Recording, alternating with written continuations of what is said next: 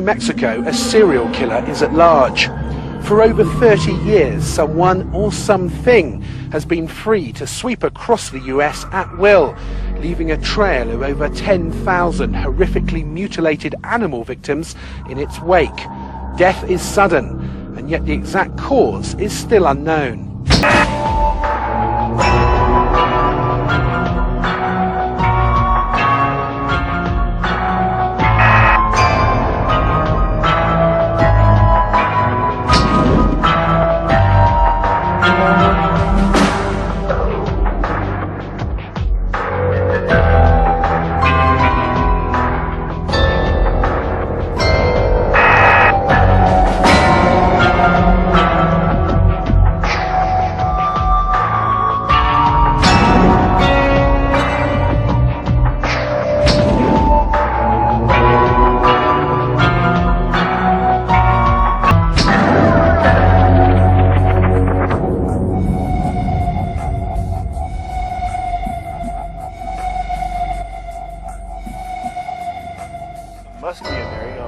Por que estão acontecendo essas mutilações e quem as está ligados ou alguma bizarra e secreta operação militar? Após um ano de pesquisas, trabalhos feitos no local e análises com grandes especialistas e investigadores da área, parece que descobrimos. As pistas nos levam lá para o alto. The curious thing about... Let me get a shot of that, Clay. You got a dipper something to open that up with you? Man, you're... See the meat is just coming apart. If you've never seen one, it's totally amazing. It's just, as soon as I saw my first one, I was hooked, and I decided to devote my life to this. When you see a big mutilated cow on the ground, that's a pretty tangible item. 1,000 pounds of physical evidence. That's always been the intriguing part of this for me is, I mean, lights in the sky are lights in the sky. Who knows what they could be or might have been or might be. But when you see the cow on the ground, it's very, very striking. I have an eye, the tissue around an eye. The sexual organs are gone. The tongue, completely so deep in the throat that it often takes the larynx and the trachea. There might be an eye removed with the eyelashes still intact. And the rectal tissue in probably 95% of the cases poured out. There's no blood. You might have a little bit of pooling in the body cavity. Why? Sometimes the tail. It's quite a sight when you see one.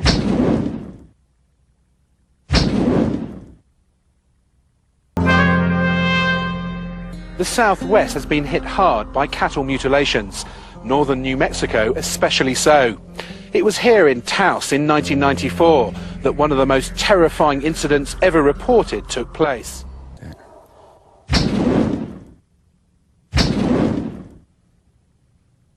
As mutilações aconteciam com tanta frequência no rancho dele que fomos até o campo com Tom para tentar ver quem ou o que estava atacando o gado dele.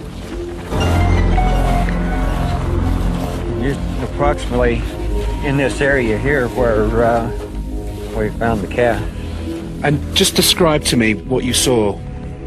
The entrails had all been cut out. There was no blood or anything around the area.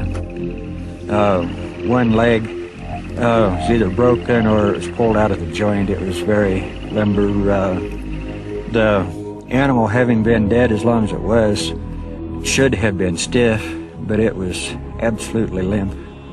Did you hear anything at all that night that would have led you to believe that there's this carnage happening a few yards away from us? Heard absolutely nothing. The dogs didn't bark or anything. What precautions are you taking tonight to stop this, to stop another mutilation occurring? There doesn't seem to be any precautions you can take. They seem to mutilate these animals whenever they please. Depois de esperar 6 horas em um campo congelante do Novo México, nada aconteceu. In 30 years, there's only been one official investigation of cattle mutilations, and this is it. It was a pretty half-hearted attempt. In 1978, retired FBI agent Ken Rommel visited 15 mutilation cases, but without a vet and without carrying out any autopsies. He concluded that the cattle mutilations were the result of natural predators. The ranchers called it a whitewash, and since then there's been no other official investigation. Until now. Here in Taos in New Mexico, the new district attorney, John Paternoster, has reopened the mutilation files and has promised to treat each individual case as a homicide investigation. The federal government was doing nothing. The state government was doing nothing. There had never been an aggressive forensic investigation task force or protocol developed to give any answers. And our first determination was that these cattle mutilation events should be handled like a crime scene, like a homicide crime scene. That would guarantee that competent evidence would be found at the scene, would be collected for analysis that would yield some hard facts. I'm glad, and I'm very, very glad that someone like John Paternoster, DA of Taos County, where there have been so many occurrences, has taken it seriously. Previous DAs should have.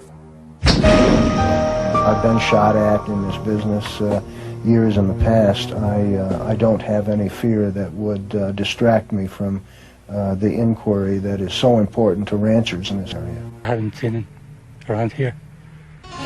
Manuel ligou para a promotoria pública e uma força-tarefa entrou em ação. 804 Taos 1649. This particular morning, which was May 4th, 1997, I was on call from 4 in the morning till 8 in the morning. Our radio dispatch advised me at approximately 7:30 in the morning that there was a farmer, Mr.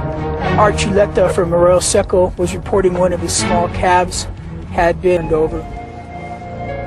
They're talking about something out of space, I guess, UFOs, and I don't know what else to think. I don't know what to think, what it would be. It's a strange thing going on. Given the lack of physical evidence at the scene, there's no man-made print, no animal print present, which leads me to believe that there might be either some advanced technology involved or that they covered their tracks very, very well. We have not ruled out UFOs as a pet theory. The Arroyo Seco scene did yield some very curious marks in the soil, in the land around the animal that did not appear to be natural in origin. Quando a equipe depelou o animal, constatou que o tecido das costas dele tinha a cor de sangue e apresentava marcas de intensa hemorragia. Uma hemorragia de um tipo que só poderia ser causado por um golpe fatal desferido de cima. Será que touro de arroio seco é uma prova incontestável? Será a primeira evidência concreta de que os criminosos chegaram pelo ar? I have to say we ruled out, as far as I'm concerned, satanic ritual as being behind the cattle mutilation that victimized Mr. Archuleta's herd. There was no evidence at all of any human activity around that mutilated cow whatsoever. The black helicopter pet theory seems to be the most persistent of all of the theories that we have heard as being at the root of the cattle mutilations. O arquivo da mutilação de arroio seco continua aberto. It's the one that really turned my head around, way out in the middle of nowhere. A female cow lying on its right side, and it looked like it had been dropped from at least 1,000 feet in the air. Its horn was driven back into the side of its head where it hit on that side and drove the horn right back into the skull. Its leg was broken, its ribs were broken, and Officer Valdez pointed out a band about perhaps 2 inches of indented hair. He speculated that it had been grabbed from the air somehow and hoisted up by its back legs, mutilated in the air, and dropped back to the ground. There has been some cases where people have seen a cow underneath a helicopter in a harness, like it's being airlifted someplace. In broad daylight, we've got a couple of cases like that. in the mid-70s, ranchers were firing at helicopters, and the public service companies had to fly much higher. There were several incidents where ranchers shot at helicopters, and that's why one of the reasons why they've tried to put a damper on this, because the situation was potentially very. Maiores instalações de pesquisas secretas da América do Norte também têm base aqui. Elas são o Laboratório Nacional Sandia e o Laboratório Phillips, que desenvolveu o Laser Medical Pack. Muitos investigadores suspeitam que este possa ser o destino final dos órgãos e tecidos removidos do gado mutilado. Em busca de suspeitos, a base aérea de Kirtland parece ter os meios, o motivo e a oportunidade. If there are covert operatives carrying out these cattle mutilations using technology developed by the United States Air Force, some of these units could feasibly be operating out of Kirtland Air Force Base. The description that the ranchers give me on the helicopters that they see hovering over their ranches or their herds matches very closely with what I see out at the base here in Albuquerque. Assim que escurece na base, partimos com um grupo de investigadores para observar o céu e tentar ver se o que sobrevoa os campos do gado são objetos voadores não identificados, helicópteros pretos ou naves de testes secretos do... This white light here, this is something military. The chances are overhead 300 miles.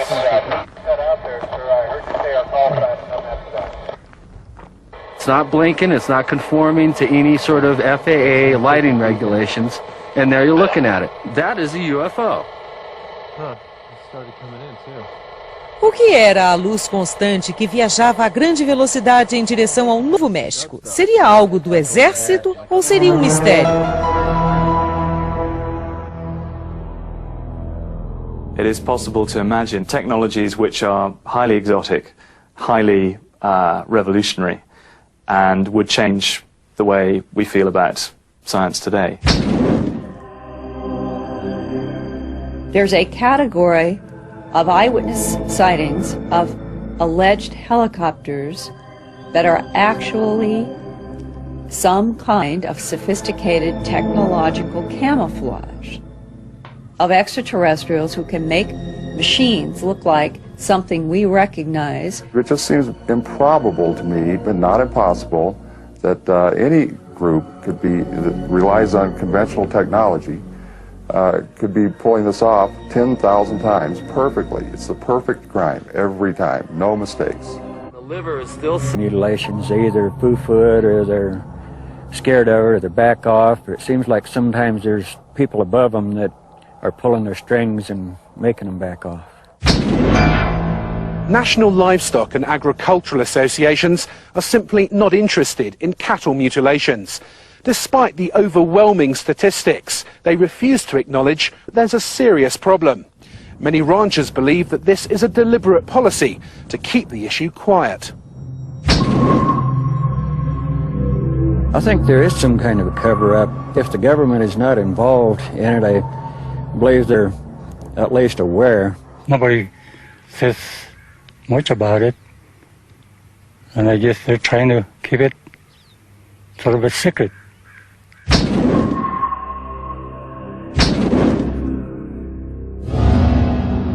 Inspetores de gado do Comitê de Pecuária do Novo México têm colhido relatos de animais mutilados durante anos, mas a linha oficial do comitê é clara. Mutilações de gado simplesmente não existem. Muitos acreditam que eles estejam deliberadamente escondendo relatos e provas. We are talking about a cover-up here. There's just too many coincidences. The livestock board knows something. They've got to know something. Os órgãos governamentais recebem ordens diretamente da Casa Branca. The intelligence agencies have what are known as cutout operations, where there is an above-board, overt, front door operation, if you will, while in the back room, the real business, the clandestine business goes on, where the dirty work is carried out, including oftentimes murder. I suspect the perpetrators of many of these cattle mutilations, and perhaps of most of them, and maybe even all of them, are much closer to home. In fact, I think that there could easily be covert human operations at work here that are responsible for the cattle mutilations. They can set up false business fronts, false research fronts, all kinds of false fronts to serve their needs, which they use as a screen to conceal their very dark agendas. Muita gente acredita que o Instituto Nacional de Descobertas Científicas de Las Vegas seja uma dessas operações secretas, uma fachada para os serviços de inteligência americanos ocultarem e controlarem provas de mutilação de gado. Vamos até Las Vegas ver se é isso mesmo. From this office block here in Las Vegas, NIDS claims to research a wide range of natural and supernatural phenomena, including UFOs, cattle mutilations, and non-lethal weapons.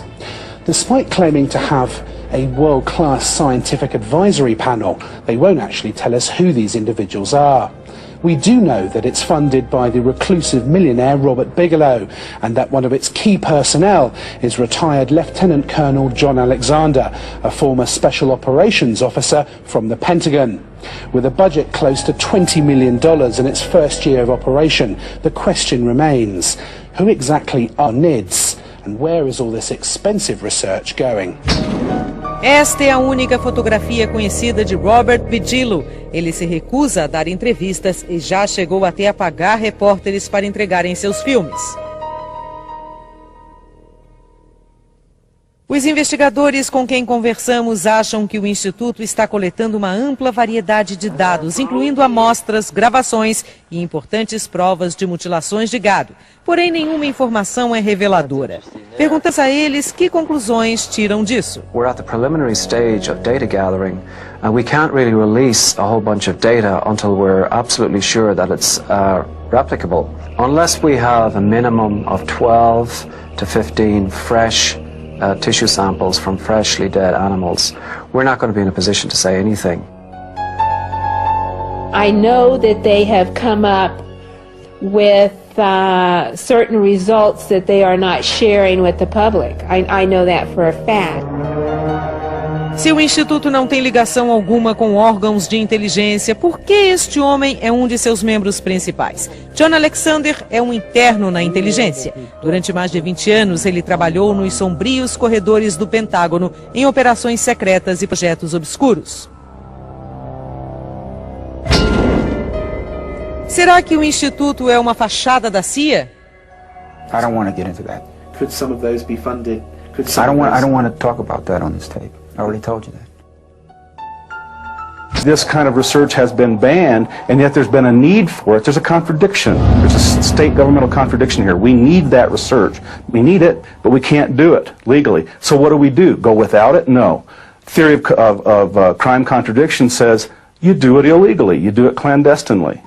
One can't help but wonder if somebody is interested in monitoring the effect of those above-ground tests, for instance. Why are there no mutilations, virtually none, in California, which is upwind of the test site?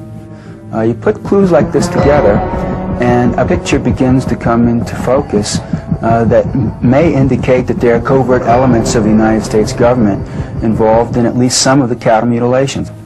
These are anomalies that make me wonder if somehow we're looking at some sort of scientific testing program. I know.